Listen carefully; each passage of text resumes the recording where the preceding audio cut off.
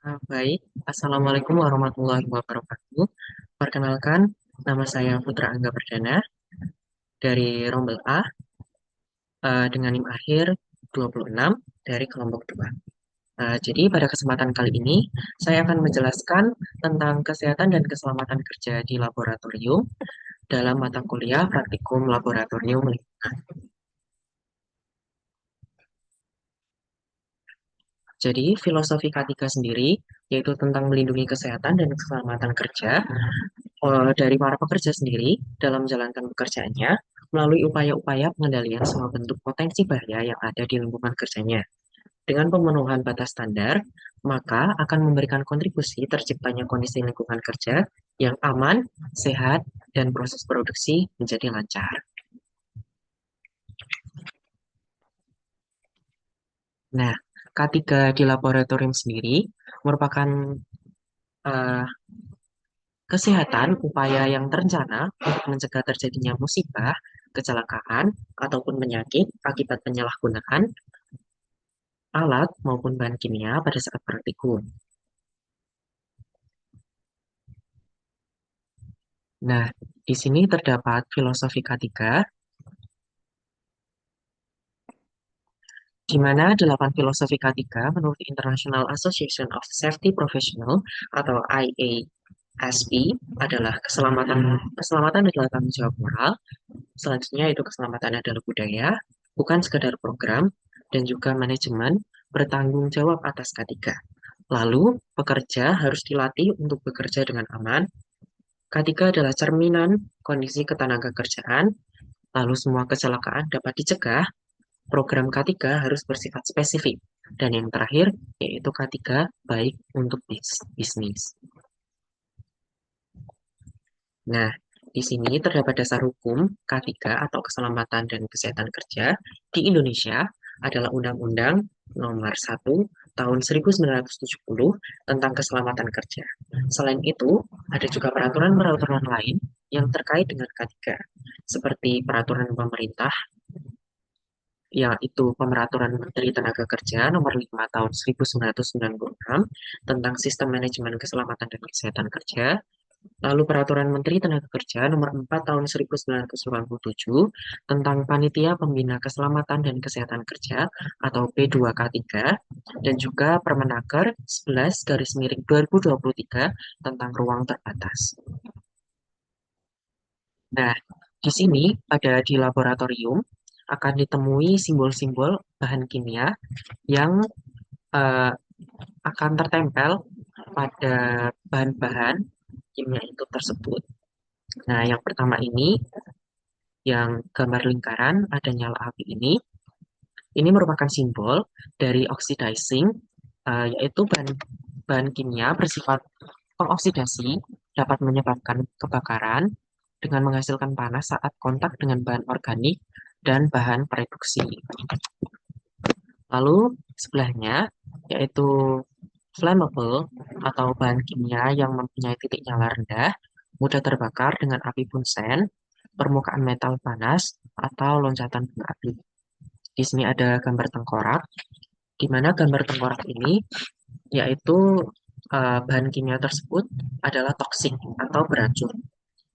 Nah, di sini ada gambar silang, yaitu bahan kimia itu eh, merupakan bahan yang iritan atau bahan yang dapat menyebabkan iritasi, gatal-gatal, dan dapat menyebabkan luka bakar pada kulit.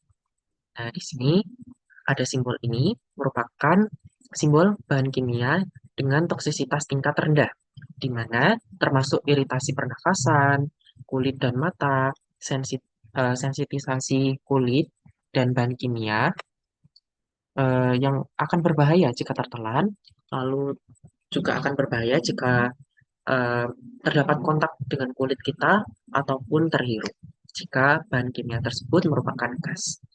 Nah, di sini selanjutnya ada simbol di mana simbol tersebut merupakan environmental hazard atau bahan kimia yang berbahaya bagi lingkungan.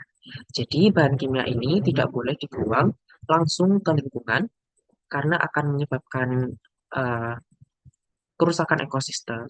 Lalu selanjutnya terdapat simbol korosif, di mana bahan ini merupakan bahan yang bersifat korosif, dapat merusak jaringan hidup, dapat menyebabkan iritasi kulit, dan juga gatal-gatal, dan dapat membuat kulit mengelupas. Lalu di sini terdapat simbol bahaya kronis.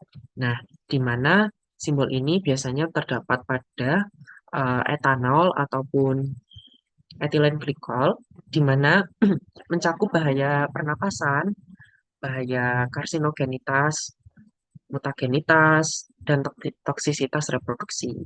Di sebelahnya terdapat simbol gas di bawah tekanan.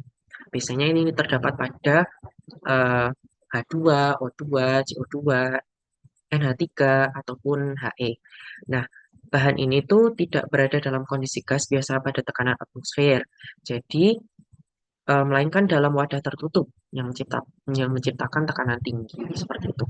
Nah, selanjutnya terdapat simbol yang terakhir yaitu simbol eksplosif atau bahan kimia yang mudah meledak dengan adanya panas atau percikan bunga api atau gesekan ataupun juga benturan. Nah, biasanya terdapat pada bahan-bahan KClO3, NH4NO3 ataupun juga TNI. Nah, selanjutnya ini adalah simbol-simbol yang akan kita temui jika kita berada di laboratorium. Yang pertama yaitu animal hazard.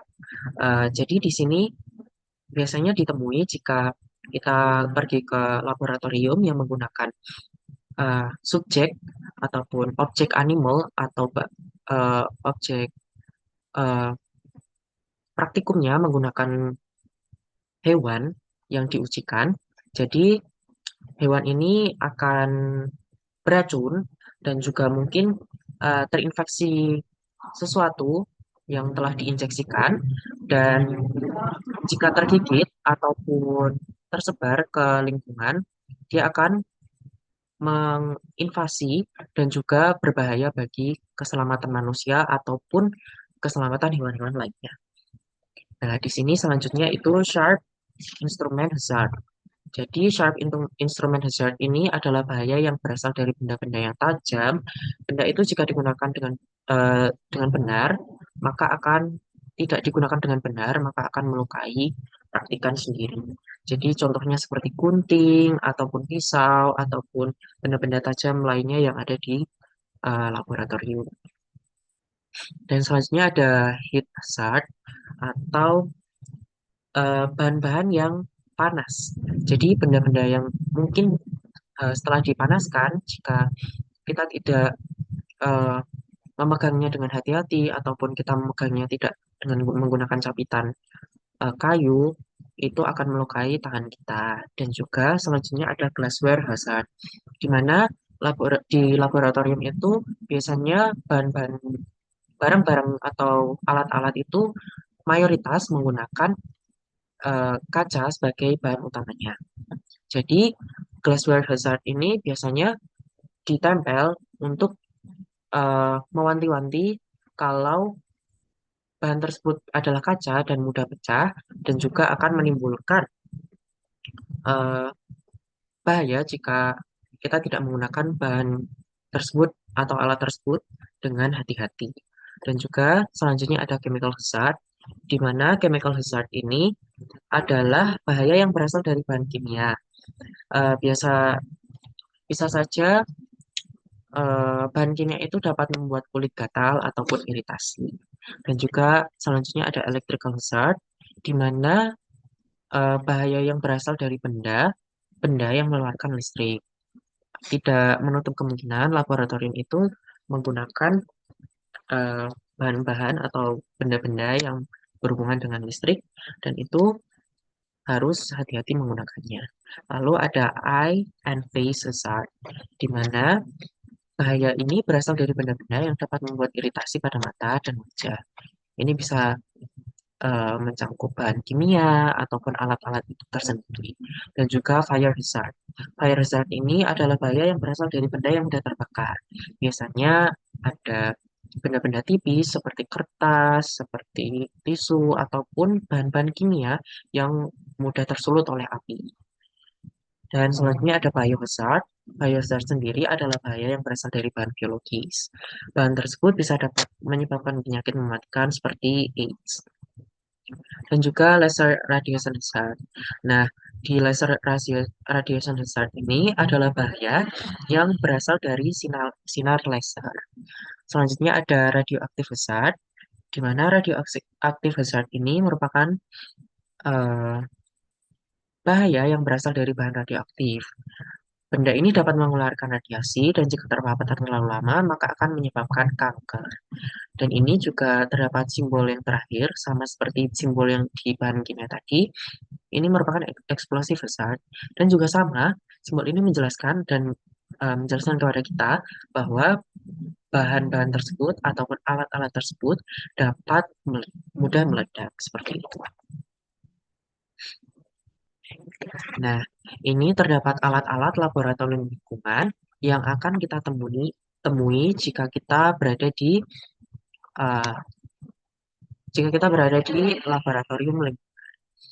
Nah, ini terdapat SECIDIS. SECIDIS ini berfungsi untuk mengukur kekeruhan atau transparansi air di perairan, seperti danau, laut, sungai, dan lain sebagainya. Nah, alat ini juga memiliki potensi atau resiko jika kita tidak menggunakannya dengan hati-hati, yaitu kita dapat terjatuh ke air jika kita tidak menggunakannya dengan berhati-hati. Lalu tali secidis ini, karena secidis ini menggunakan tali, ini juga dapat membeli tangan atau kaki praktikan yang akan menyebabkan cedera fisik. Lalu di sini ada sound level meter. Nah, sound level meter ini berfungsi untuk mengukur tingkat kebisingan suara atau tekanan.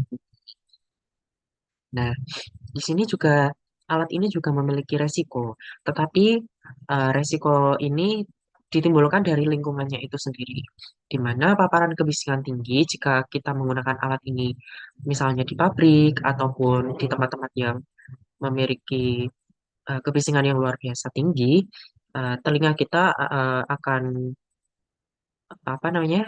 Telinga kita akan berdenging dan mungkin akan menimbulkan kecelakaan kerja seperti itu. Lalu di sini ada planktonet. Planktonet ini merupakan alat yang digunakan untuk mengambil sampel plankton dari perairan. Dan sama dengan sejenis tadi, jika kita tidak menggunakan alat ini dengan hati-hati saat mengambil sampel, maka kita kemungkinan akan mengalami kecelakaan kerja dan kemungkinan terbesarnya kita akan terjatuh ke air tersebut. Lalu di sini ada TDS meter. TDS meter ini adalah alat yang digunakan untuk mengukur jumlah zat padat terlalu dalam air. Eh, TDS meter ini juga memiliki resiko, yaitu dapat terkena paparan air yang mengandung bahan kimia berbahaya, seperti logam berat, limbah industri, dan lain-lain. Sebenarnya TDS meter ini juga sama dengan menggunakan alat-alat lainnya di perairan. Kita juga memiliki resiko besar untuk terjatuh ke dalam air. Tetapi jika kita menggunakan hati-hati, kita tidak akan kita akan meminimalisir resiko tersebut. Nah, di sini ada pH meter. pH meter ini adalah alat yang digunakan untuk mengukur tingkat keasaman ataupun kebasahan suatu larutan. Nah, jika pH meter ini terjatuh atau elektrodanya patah, itu akan mengakibatkan eh, serpian kaca, dan serpian kaca itu jika tidak dibersihkan dengan hati-hati, maka akan melukai tangan praktikan ataupun eh, bagian tubuh praktikan lainnya. Nah, di sini ada water sampler. Water sampler ini merupakan alat yang digunakan untuk mengambil sampel air seperti di sungai, danau, ataupun di perairan limbah. Nah, ini juga sama seperti sejidis tadi. Ini ada talinya. eh, jadi kita menjatuhkan alat tersebut, alat ini, nanti dia akan menutup dan pada bagian ini akan terisi oleh air. Nah, jika kita terjatuh atau terpeleset saat mengambil sampel, itu akan menimbulkan cedera bagi praktikan seperti itu. Nah, di sini ada potensi bahaya di laboratorium. yaitu lag ration 32%, dan sampai ke alergi 1%. Jadi di mana potensi-potensi bahaya di laboratorium ini biasanya berhubungan langsung dengan tubuh dari praktikan, seperti eh, cedera mata, seperti chemical exposure, eh, seperti needle puncture atau tersusuk jarum. Jadi, eh, praktikan merupakan orang yang eh, berkemungkinan besar untuk terkena bahaya-bahaya di laboratorium, karena praktikan sendiri merupakan orang yang eh, bergulat di laboratorium seperti itu. Nah, di sini ada langkah-langkah pencegahannya, di mana yang pertama yaitu mengenakan alat pelindung diri atau APD, seperti jas lab, sarung tangan, masker, dan keselamatan. Dem- Nah, di mana eh, yang selanjutnya yaitu memperhatikan peraturan dan tanda peringatan di laboratorium. Lalu mencuci tangan dengan sabun dan air bersih sebelum dan sesudah bekerja. Dan selanjutnya bekerja di bawah pengawasan ahli berpengalaman. Lalu memahami bahaya dan tindakan darurat terkait bahan kimia yang digunakan. Atur penyimpanan bahan kimia sesuai kelompok kompatibilitas. Dan membuang limbah kimia mengikuti protokol yang ditetapkan. Dan juga berhati-hati saat menangani bahan kimia. Jangan mencicipi atau menghirupnya. Lalu latih tim dan protokol pertama dalam pertolongan pertama. Jadi langkah-langkah pencegahan yang sederhana ini dapat kita lakukan untuk meminimalisir resiko-resiko yang dapat terjadi di laboratorium.